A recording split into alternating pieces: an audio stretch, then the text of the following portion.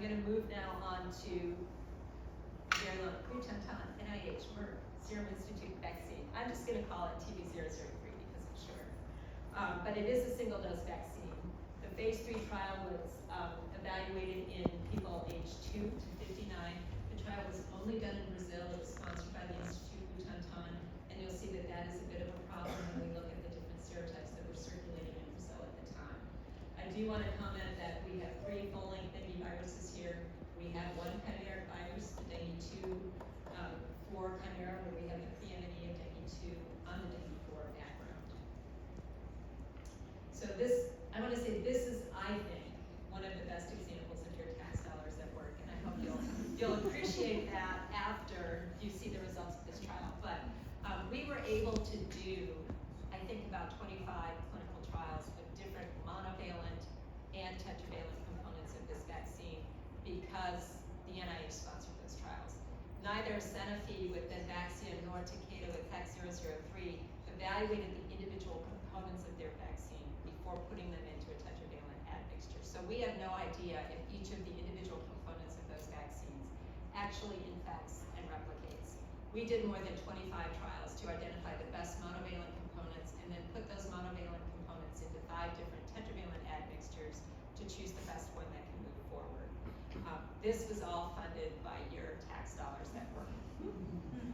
And I think it's going to be really, really beneficial.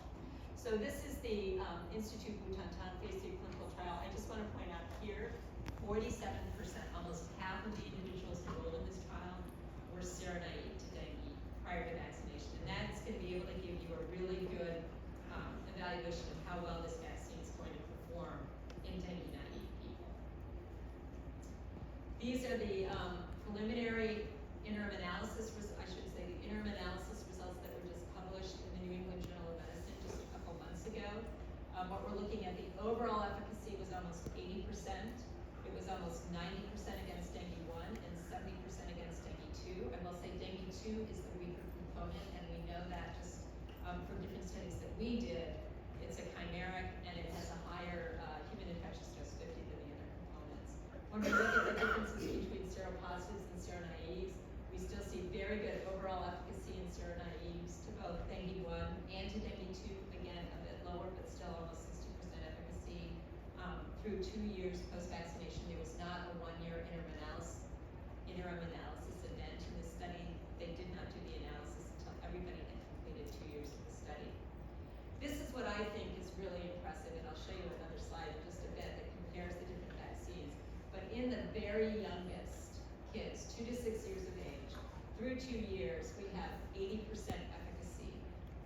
These kids, 82% of these kids were seronaive at the time of vaccination, and 73% efficacy in seronaive. So very good efficacy in the very youngest of kids through 2 years post-vaccination.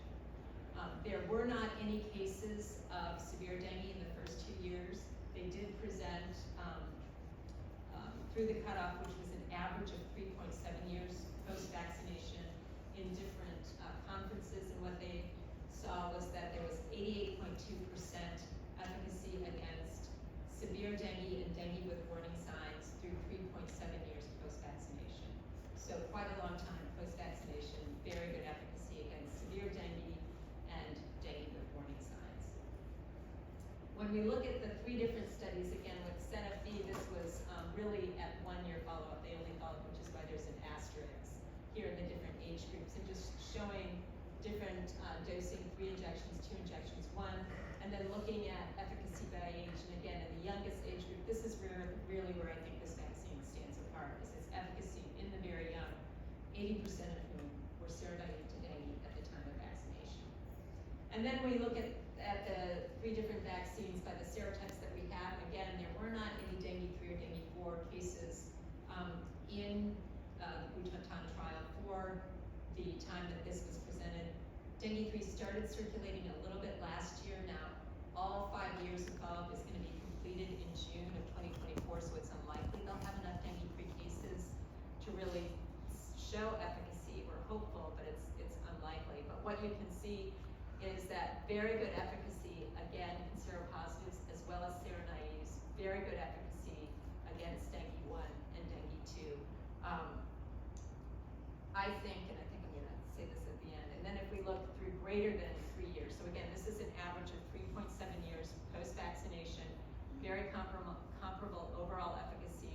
very good efficacy in seropositives and seronaives, very good efficacy against dengue 1 and dengue 2. Again, there's no cases of dengue 3 or 4. I will tell you my personal opinion is that the efficacy against dengue 3 and dengue 4 will be higher than that of dengue 1 or dengue 2, and that's based on the data here. I had said earlier that for a live attenuated vaccine to really induce a good homotypic immune response, you need to be able to infect and replicate. This is the recovery of vaccine viremia by each component of the vaccine post-vaccination.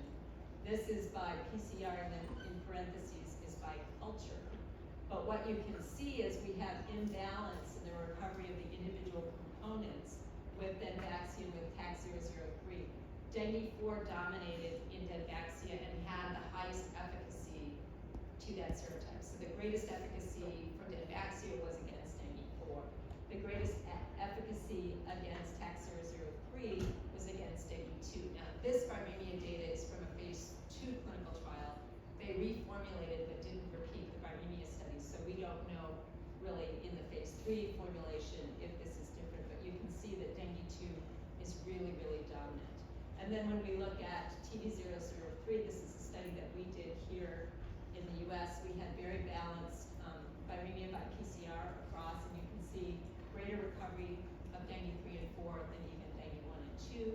When we look by culture, again, it shows us that the dengue 2 component is weaker than the other 3, but we recover all 4 with higher recovery of dengue 3 and 4, which leads me to believe that until we see the efficacy data, we won't know that efficacy against 3 and 4 is going to be even greater than 1 or 2. So in summary, we have a single dose vaccine, which is always preferable in terms of deployment and compliance because it's one and done. Had very good efficacy against virologically confirmed dengue 1 and 2 through almost 4 years post-vaccination, with excellent efficacy against severe dengue and dengue with warning signs. A single dose provided very good efficacy in all age groups, regardless of serostatus. And again, I think we're going to have good efficacy against dengue 3 and 4, but until we see those data, we won't know. Butantan is planning to submit to Anvisa in late 2024. There's rumors going around, Gabrielle and I were talking about it earlier, that the Brazilian government may deploy TB-003 earlier to meet this severe epidemic that's ongoing in Brazil now. Anvisa has modified it to have a rolling submission. It used to be you couldn't have a rolling submission, but because of the urgency to get dengue vaccines licensed and used in Brazil, they went to rolling submission, and we'll see how soon this vaccine can be ready. The problem is you have to have supply, and I think that is an ongoing question. I'm not convinced that they will have supply that will come close to meeting demand for the next couple of years. These are the licensing partners that NIH had. David, they did license to a company in SEPTA in Bangladesh, and that company is very interested in producing vaccine for Bangladesh, which is also having a really terrible